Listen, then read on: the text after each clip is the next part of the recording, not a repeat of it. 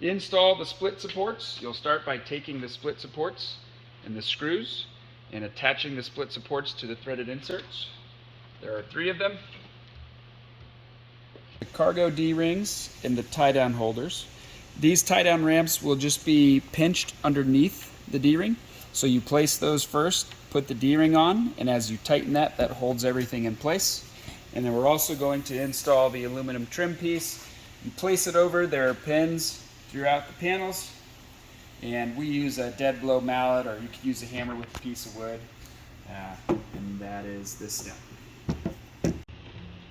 Building the sleeper, you start by tying the 2 sides together with the split supports, or excuse me, the sleeper supports. So those attach using the screws threaded into the preset prop nuts in the panel. You'll place your bumpers. You can see we've got them in these locations, and that's to prevent it from rattling when it's stowed. And then this prevents the hinge from rubbing on the platform. So you can see the location where the bumpers go. Installing the upright assembly, you can see I've got 2 of the 3 already done here, but this is how you will receive your upright assembly. With the slides attached, for the outside portions, you'll have the cargo divider.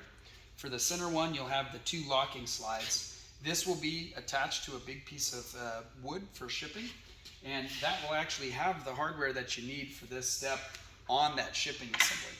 So what we're going to do is we're going to take 3 of the washers here, and we're going to place those on top of the upright, and we're going to center that over the hole, and this prevents the uprights from chewing into the material.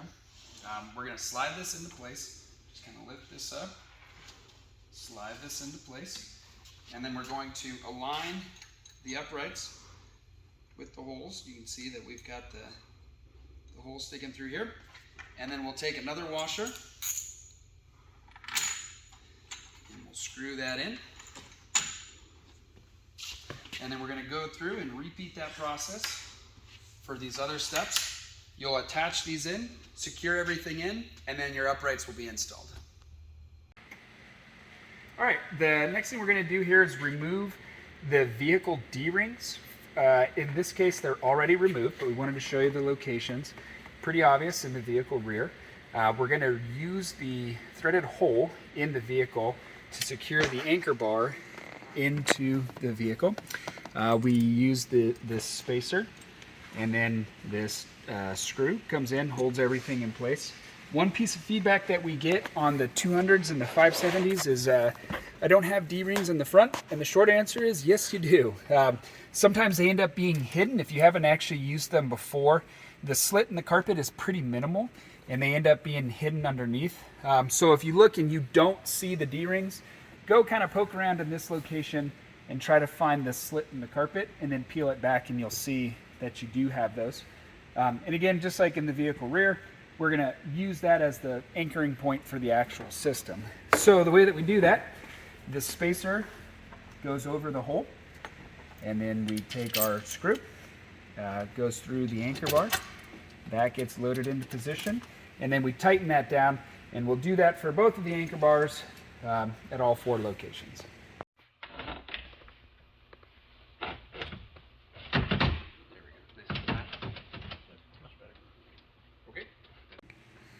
All right, so once we have gotten the runners onto the brackets in the vehicle front, you can tell we've got it in the vehicle rear and the vehicle front. We need to pause for add a little protective cap to the runner here so that we don't gouge the wheel well when we go to do the install. So that presses on there, and then we can go back to sliding the platform all the way vehicle forward, and then we're going to come in and we're going to tighten everything down. We're going to install the double nut into the runner, which will secure it to the bracket. So you take the nut with the extension piece facing into the platform, place that into the slot of the runner. Then we're going to attach that with the 1/2-inch screw using the wrench provided. And what we'll do is we'll get that started on the first thread there. And then we'll take the second one and install that. We want to make sure that the runner is aligned to be flush with the anchor bar. And once that's in place, we can go ahead and tighten this up. And you'll repeat that process for all 3 brackets. With that installed, you'll see that you have the right clearance on your wings to access everything there. And go ahead and tighten down all 6 of your brackets, and then we'll be ready for the next step.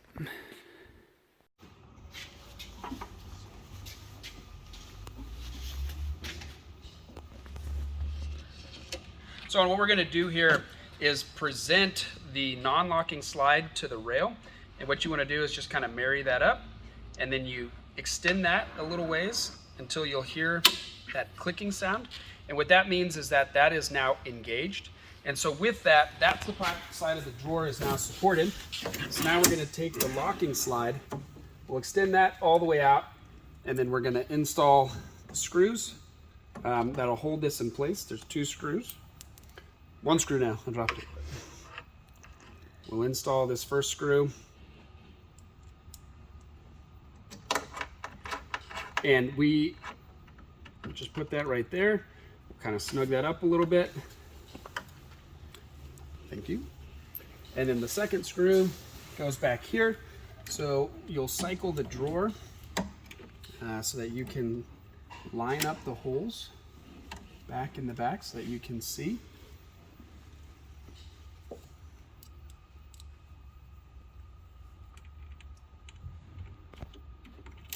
And then we'll install and tighten this screw as well.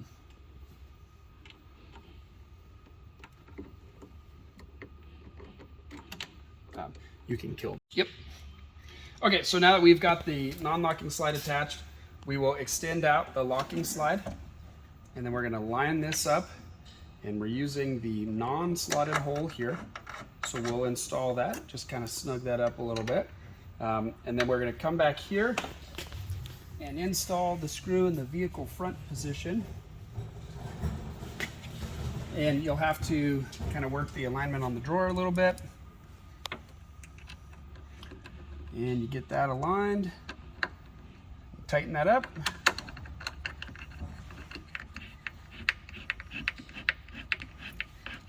And we'll go ahead and tighten that. And then we'll come back here, tighten this as well. And that's your drawer. For the first time, you'll have to seat the non-locking slide. So there will be kind of a fluid resistance to it. And then you'll be installed.